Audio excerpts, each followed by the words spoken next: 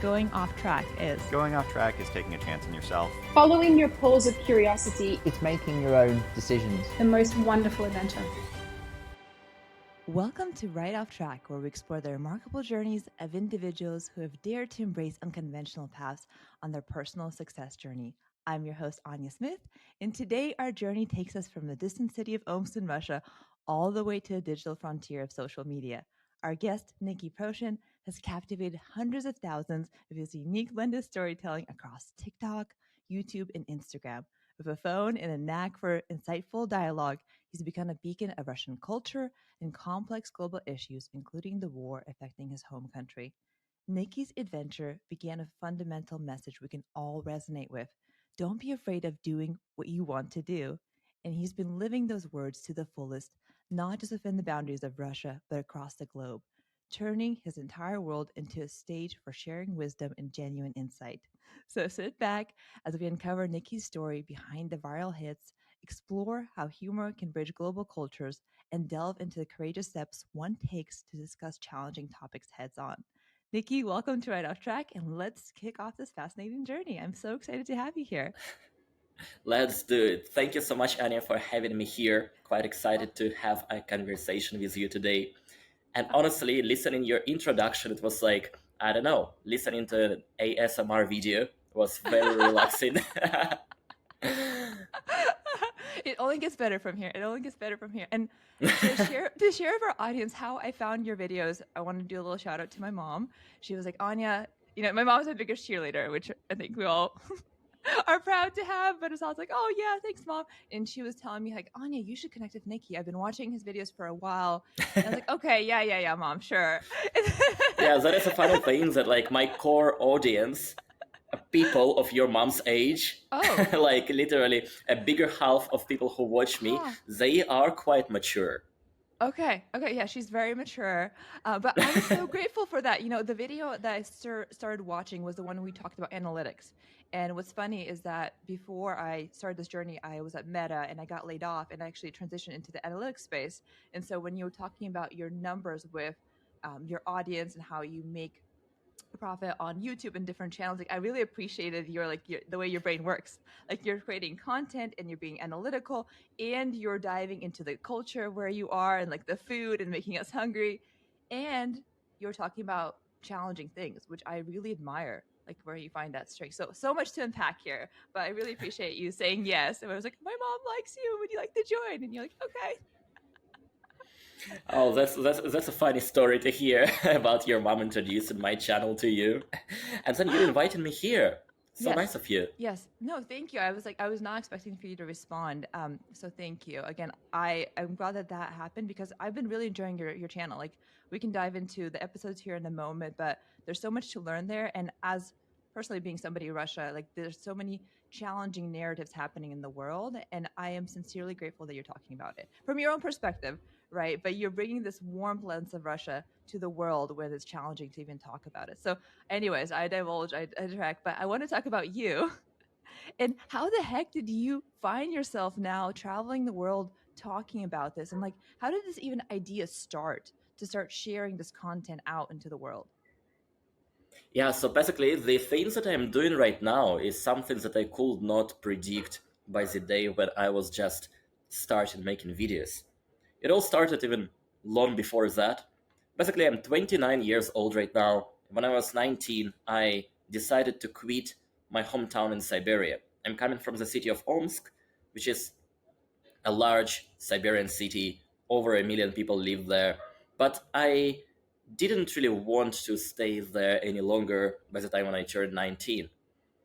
I found an opportunity to go travel a little bit, traveled to Eastern Europe, just one country, Bulgaria, traveled to Asia, just one country, China, and I understood that I love Asian vibe, Asian lifestyle. It's so different from anything that I had in my life before.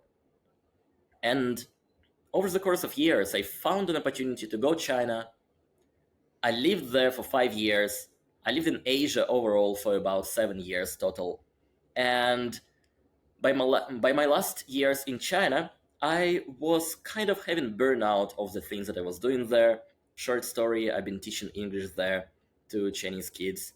And I was looking for an opportunity to do something what I understood I want to be doing. I wanted to travel. I wanted to explore the world and see different cultures, see different people. It always fascinated me that life can be so different in different areas of the world. And one day I was just thinking that wait a bit, there are like literally thousands or even millions of people who do exactly what I want to be doing, and they afford it by making videos.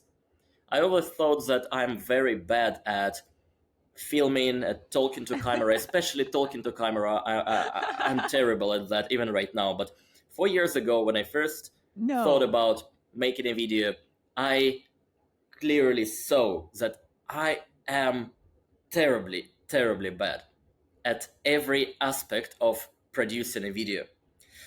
But I had some savings. I had $2,500 on my bank account, and I decided that I'm going to use this money to give myself some time.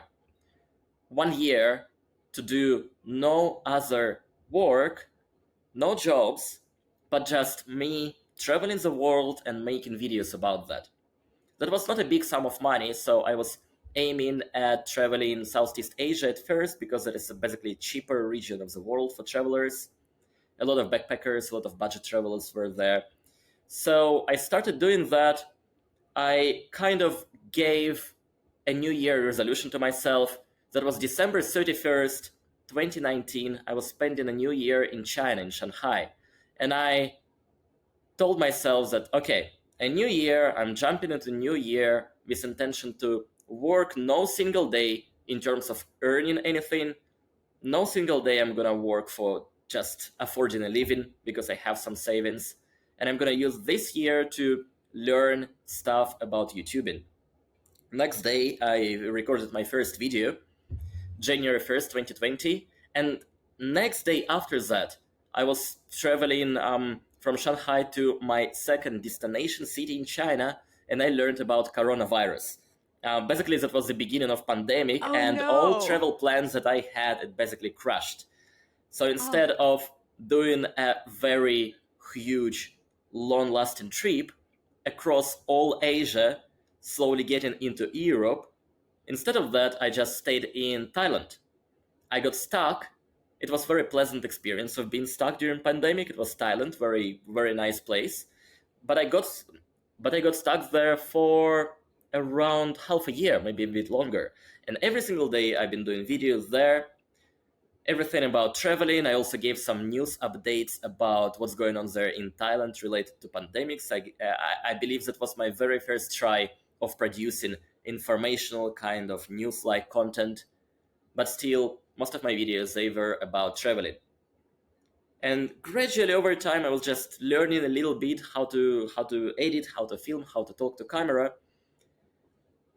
And by September 2020, 9 months after my New Year resolution, I purchased a ticket back to Russia because my money, they were running out. I had my last $1,000 by September 2020, so I decided that it's better to have no money in your home country rather than have no money in a foreign country. So I spent a half of money that I had left for getting a ticket back to Russia, came back to Vladivostok city, which is in Russian Far East, by the end of Trans-Siberian Railroad in Russia. And I continued making videos of traveling me by Trans-Siberian from Vladivostok back to my home. I think that's something like 5,000 kilometers. And it took me 53 days to cover the distance. It was very slow travel, very enjoyable one. And by the time I came back home, I barely had like $200 left in my pocket, and 600 subscribers on my YouTube channel, which clearly was not enough for like getting monetized and earning anything on my channel. And that time, I realized that I either need to do something differently or I had to find a job once my money ran out. And that is the time when a lot of things changed for me. Because of that realization that I have to like to do something differently, because things did not really work for my channel and for myself personally on YouTube for the first 10 months of my, let's say, creative journey. So by the time I was back to my home, I started to try so many different things. I experimented with different formats. I also experimented with different social medias. I tried Instagram a bit more. I tried TikTok, which I had a big prejudice about TikTok. I didn't really like that social media, but I gave it a try, and surprisingly, that was TikTok that worked out for me at first. I guess it works the way that I learned quite a lot of things during making YouTube videos. At the perhaps learn it to the level when I could produce not too bad videos, not good ones, just not too bad. And I just started to copy different successful creators on TikTok. I was seeing some videos that were getting like really big amount of views, like millions of views. And I took the videos and replicated them. And my only criteria to these videos was, I like this video and I feel I can make it better.